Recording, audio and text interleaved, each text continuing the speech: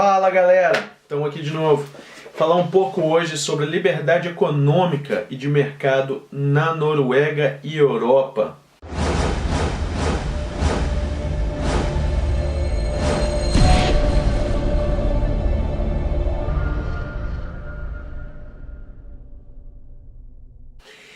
O que me chamou muita atenção para fazer esse vídeo foi um post que foi compartilhado por um amigo meu no Facebook a respeito de como a internet no Brasil está para ser limitada, né? No caso, o pessoal vai ter uma franquia de internet. Quando passar aquela franquia de internet, você vai ter a sua velocidade reduzida. Então, fazer uma comparação, livre mercado na Europa e na Noruega, ele é um livre mercado sim, mas não é um livre mercado que você pode fazer o que você bem entender. Existem leis que são exatamente para combater qualquer atitude que seja no intuito de sabotar a liberdade econômica do consumidor. Ou seja, se você tem mais de uma companhia que vai resolver colocar o mesmo preço no serviço, essa atividade ela é proibida. Então, deixa eu só ler aqui rapidinho um trecho só de um artigo do Tratado de Funcionamento da União Europeia, certo? É o artigo 101. Esse artigo ele lida exatamente nessas leis. Então está aqui. São incompatíveis com o mercado interno e proibido todos os acordos entre empresas, todas as decisões de associações de empresas e todas as práticas concertadas, ou seja, suscetíveis de afetar o comércio entre Estados-membros e que tem objetivo ou efeito impedir, restringir, falsear a concorrência no mercado interno, designadamente as que consistem em a. Fixar de forma direta ou indireta os preços de compra ou venda, ou quaisquer outras condições de transação. B. Limitar ou controlar a produção, distribuição, desenvolvimento técnico ou investimentos. C. Repartir os mercados ou as fontes de abastecimento. D. Aplicar relativamente a parceiros comerciais condições desiguais no caso de prestações equivalentes, colocando-os por esse fato em desvantagem na concorrência. E letra E e última, subordinar a celebração de contratos de aceitação ou por parte de contraentes ou prestações suplementares que pela sua natureza ou de acordo com os usos comerciais não tem ligação com o objeto desses contratos. Ou seja, essa lei aqui ela se aplica para a Europa, todos os países membros da União Europeia, certo? Então todos os países membros da União Europeia têm que incorporar essa norma na sua norma judicial legal interna de cada país. Ou seja, se você tem dois mercados grandes que resolvem que vão vender um certo produto A, eles não podem entrar em contato e dizer, olha, eu vou vender esse produto a R$100. Você também vai vender a R$100, assim nós vamos ter aí um preço combinado. Isso é uma prática ilegal. Algumas pessoas vão ver isso e vão falar, Igor, isso aí é uma prática de intervenção do Estado na economia. E sim, é uma prática de intervenção, mas é uma prática de intervenção do Estado exatamente para permitir o livre comércio, certo? O livre comércio não é você fazer o que você bem entender com aquele produto que você tem interesse em vender. O livre comércio é você incentivar a concorrência. Toda a ideia por trás do liberalismo econômico é incentivar a concorrência. Qualquer prática que desincentive a concorrência está contra o livre comércio, certo? Então, você combinar preço entre operadoras seria uma prática contra o livre comércio. Então, a interferência estatal está aí, nesse ponto. Ou seja, quando eu vi essa postagem no Facebook, o pessoal, acho que se não me engano da Tecmundo, estava reclamando o seguinte, que a empresa quer alterar o plano. Até aí eles não têm direito de reclamar em nada, porque a empresa pode fazer o que bem entender, ela oferece o serviço que quer, certo?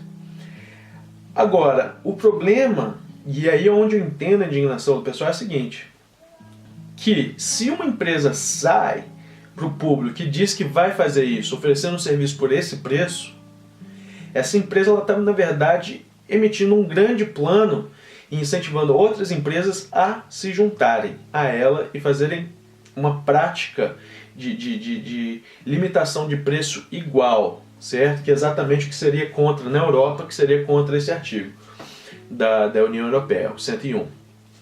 Ou seja, aí o pessoal começa a se indignar. E aí que está uma das diferenças entre o Brasil e a Europa, né, países na Europa. A organização institucional na Europa permite que a gente use leis como essa para ir atrás dessas empresas. E no caso, quando são consideradas pela comissão, tem uma comissão europeia exatamente específica para isso, esse tipo de assunto. Quando esse pessoal acaba sendo pego fazendo isso, aí vão pagar uma multa enorme. E essa multa na Europa, ela vai até 10% do faturamento global da empresa. Ou seja, uma empresa internacional que foi pega fazendo isso, não é só aquele valor que aquela empresa gerou dentro do... Não, é uma multa, é uma coisa séria, é muito sério. Isso é tratado de uma forma muito séria, são casos avaliados em muito dinheiro. E também você ainda tem a incidência criminal depois disso. Não termina só com a multa, mas com a incidência criminal. Então, fica a dica aí. Se você quer se revoltar por conta disso, se revolta da forma correta. Não vai se revoltar dizendo que porque a Anatel tem que interferir com esses preços ou etc. A Anatel não tem nada a ver com essa questão. O que você quer, a melhor coisa para o consumidor é você realmente ter livre mercado. É a melhor coisa, porque aí tem concorrência. Agora, tem que existir concorrência, certo? Se você pede para a Anatel interferir, você não quer a livre concorrência, o livre mercado e a concorrência. Se você não quer o livre mercado e a concorrência, ninguém vai garantir para você que depois que a Vivo colocar um certo preço, estabelecer um certo preço, não vai aparecer uma outra companhia colocando abaixo. Ou seja, são ideias antagônicas, são opostas. Você tem que procurar se revoltar sim, mas da forma correta. E procura analisar, compara talvez com a legislação na Europa. Algum tempo atrás, um ano atrás, eu entreguei um trabalho na universidade exatamente a respeito disso. Das minhas redações foi exatamente a respeito do livre mercado, concorrência.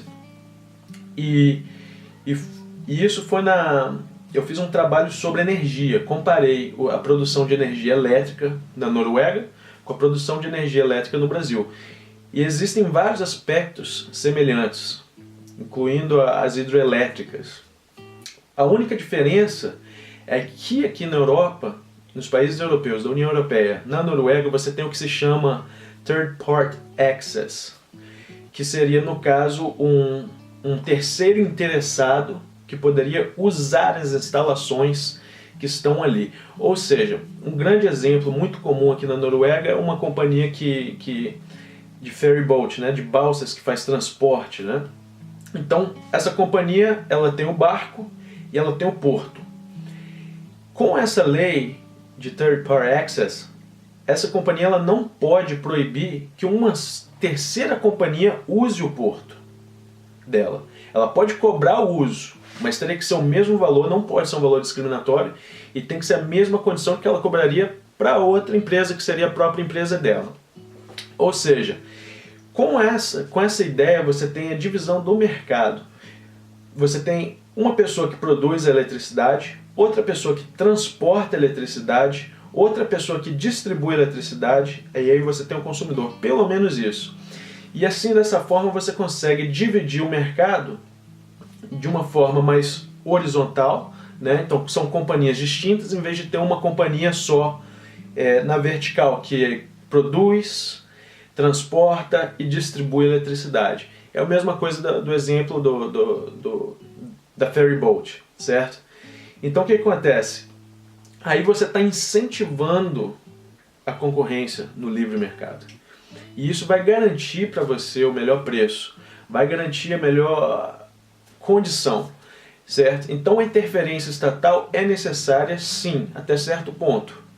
Como você vê aqui nessa própria lei do Tratado de Estabelecimento da União Europeia, né?